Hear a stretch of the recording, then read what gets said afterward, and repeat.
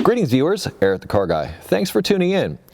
Today's edition is another episode, in fact episode 2 of the final assembly of the Ford Fairmont. Now from here on in until this car starts up, I'm going to be doing episodic versions of the final assembly of this car. So this would be episode 2 of that, and we're going to take it all the way to the point where this thing starts up for the first time, and after that I do have more video. We'll decide what to do then. If you missed the first episode or you missed previous episodes, I'll link those down in the description for you to find, but this episode is going to cover the final installation of the K-member and the modifications I did to get that thing to work.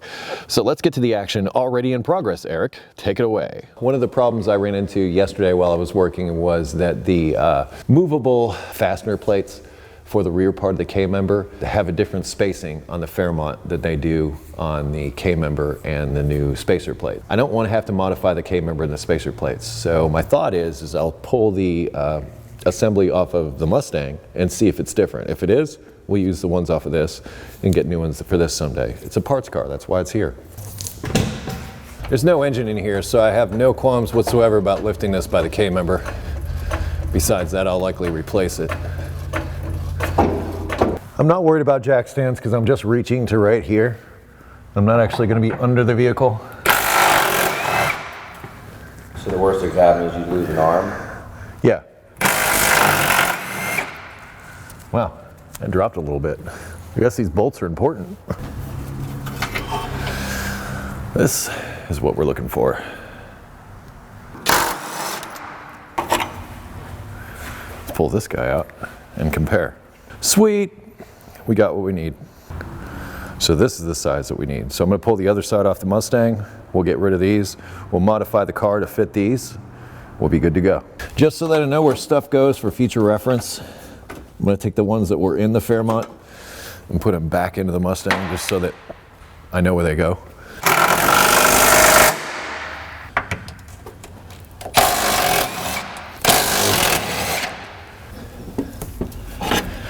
Yoink.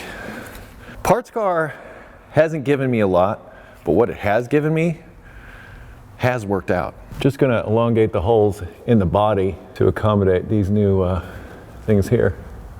Just going to hold this in place for now.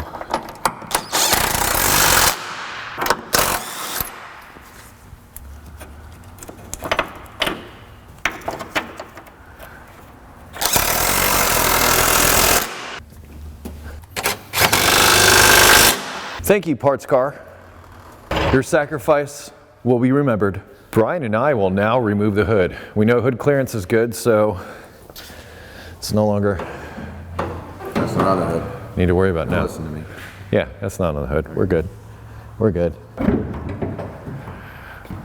Got it? Yep. All right. One day you're going back on for good, Mr. Hood. We put our fender covers back on because the body of the Fairmont is in really decent shape. I don't want to mess it up. One day maybe I'll go back and do body work and stuff, but I kind of like the contrast between this shiny new engine and this old engine compartment. And that bothers some of you, but guess what? It's my car. Deal with it.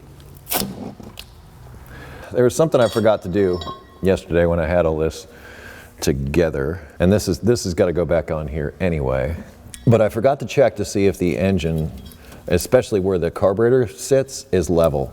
Super important that happens, because in order for the carburetor to work correctly, it has fuel bowls in it. So if it's tipped to one side or the other, the level inside that fuel bowl is not going to be quite right. So with this flat surface here in place of the carburetor, I'm going to take my angle gauge and see if it's zeroed out. Whoa. It'll stop wiggling in an hour. And if it's off, it's only off by a couple of degrees. If it was off, what I would do is I would shim underneath the transmission mount to try to get it to go up a little bit.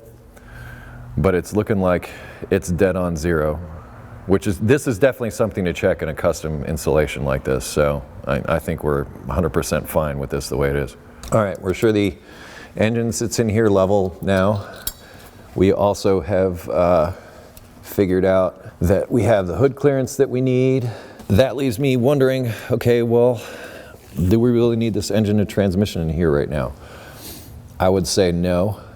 So I'll pull it back out and start doing the rest of the stuff that I need to do in here. Also, I'm wondering if I should mount all the front suspension and everything with the engine inside the car and then go from there. And that way, if I need to move the car, you know, because I need to work on something else or whatever, I'll at least have wheels on it so I can move it around. Although I have found that I could put one of those rollers underneath the K-member and move it around that way. It's just nice to get that front suspension done. So I'm going to take a moment and think about it and decide if I'm going to do the front suspension or if I'm going to start moving on some of this other stuff now. I've thought it through a little bit, and what I've come up with is I want to get the front suspension and everything mounted. All of that mounts to the K-member, but I want to square the K-member, so I've got that out of the way. In order to square the K-member, I need to remove the engine and transmission.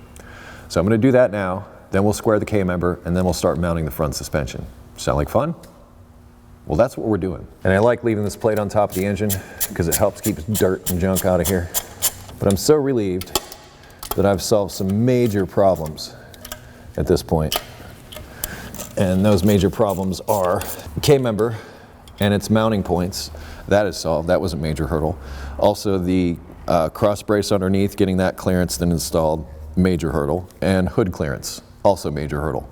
Why does that suddenly? I talk about solving all these problems, but now the stud doesn't seem to want to go. Yeah, I can see this one sits down in here way more than this one does. And I'm struggling to understand why this one won't go down in there further. That's a thread repair. That's why I'm having an issue. That's a thread insert. There it goes. Person that built this car never met any threads they couldn't screw up. Because I don't know if you remember that T5. I had to redo just about every thread on that stupid transmission.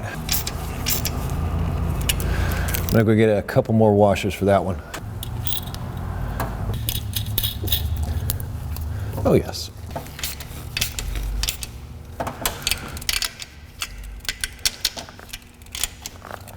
All better. Right here is the vacuum distribution block, and guess what? I am likely never going to use any of this stuff, and I'm going to replace it with new stuff. Therefore, it just doesn't need this stuff connected. It's ugly, kind of in the way. That one's been on there since '79. I'm going to cut it. If you run into this, this is how to deal with it. Just put a slit in it, and you can peel it off like an orange. There we go. These are for the HVAC. I'm gonna leave those connected for now.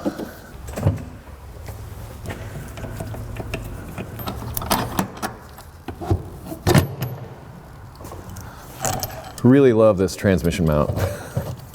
I just do. Yep, another day, another nut dropped. Have I mentioned how I love how serviceable I've made this? Because if I haven't, I really love how serviceable I've made this. I really have.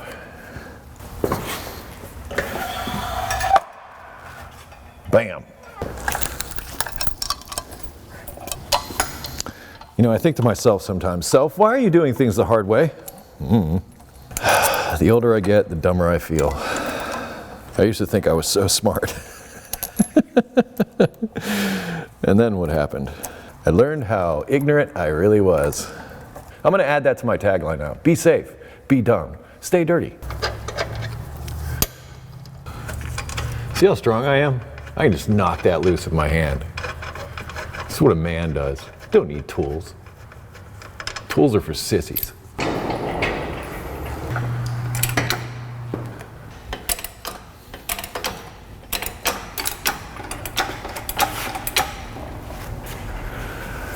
Just like that. I forgot to take out the cross brace. Came out anyway though.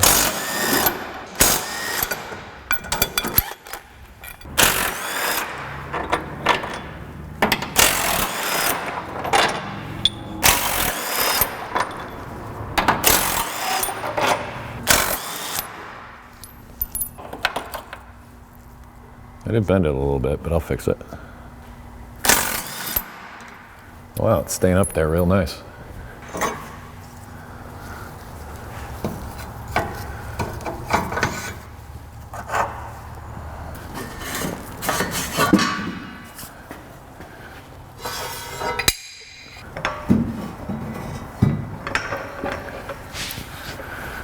just set this someplace safe. All better. To make this work, I need to make this area where the K-member attaches to the car accommodate this new fastener. So I'm going to put that one right in the middle. Rather than trying to get this one over, I'm just going to take this one and make this hole bigger. I'm not concerned because remember, I've got a big plate up in between here and it's not going to affect it all that much. But I'm guessing that if I come into here and just open this area up, I'll be able to install that second fastener.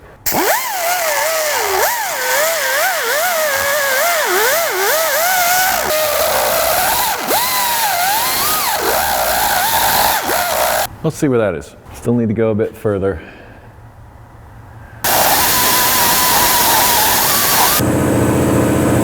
Got it.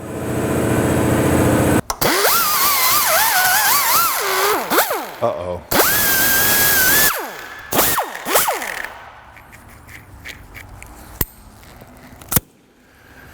Don't tell me I killed my die grinder. No. Die grinder's dead. I just killed it. I've only had it for 20 years. It's funny how I was just saying how it probably should be replaced.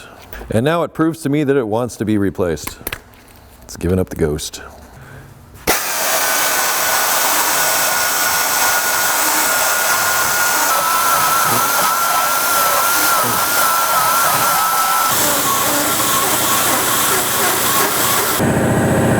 Almost.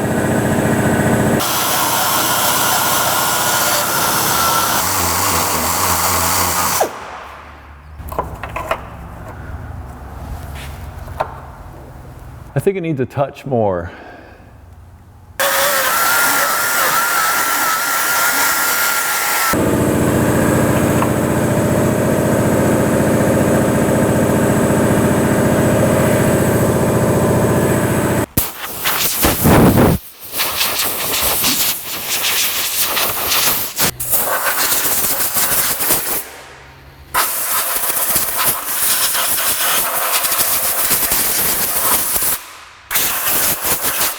Some of you are like, Eric, now that you've made that shiny metal, paint it.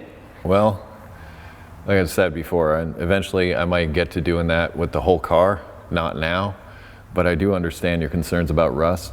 But this is not a winter car, come on.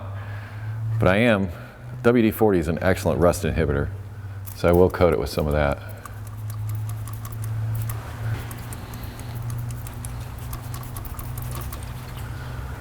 The last time, I'm pretty sure.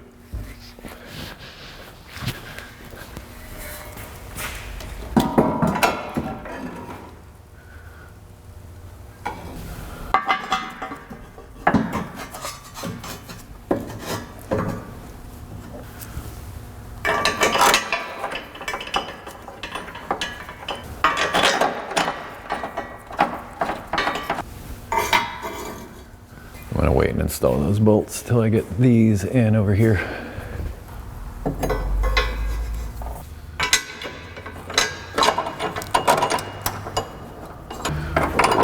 I think I got that.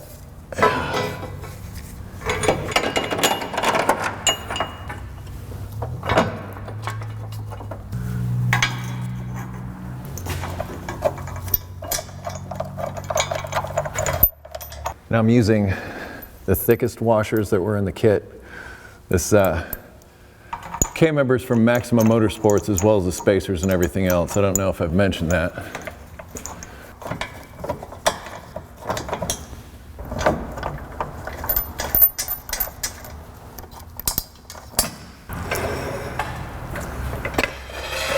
The next thing we need to do is square the K-member, which means we need to take measurements and compare it from the rear to the front and make sure that it is square so that everything tracks properly in the front. If we don't get this in here square, that means the entire front suspension will be out of alignment right from the get-go. So we have to make sure that the K-member is in alignment. I'm going to make a separate video on the alignment of the K-member, Before I go there, I'm gonna run the bolts not all the way down, but just to the point where they're very close so that I can still move this around, but it's not moving around this much. You get it?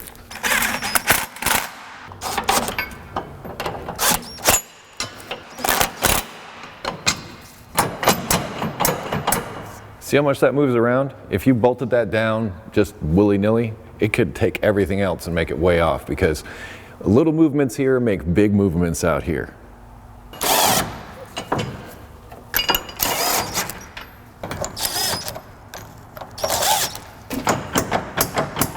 Like I said, I'm going to make another video just on squaring the K-member. I'll link it in the description. We just got through squaring up the K-member to the rest of the body, and now I'm going to torque everything down. These get torqued to 89 foot-pounds, these two here, and these two back here get torqued to 72 foot-pounds. Before I torque these down, I'm just going to run them down with the impact just to snug them up.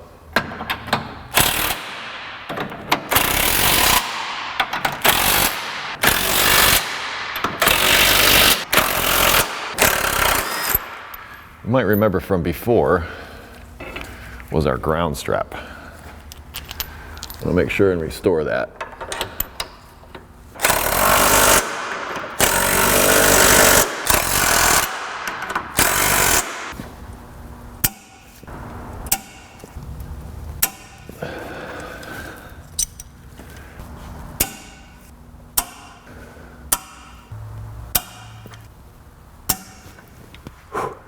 There it is.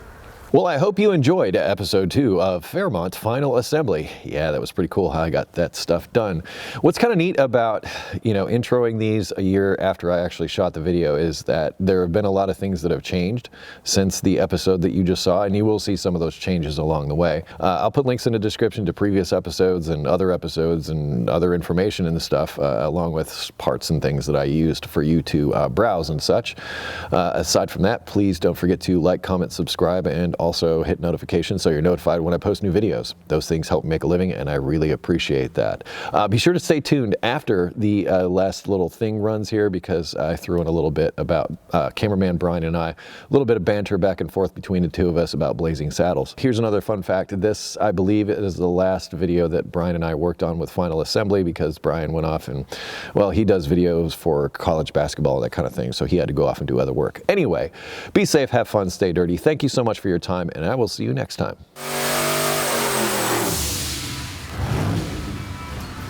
Excuse me while I whip this out. If you know what that's from, you're cool. Now I've got the song in my head.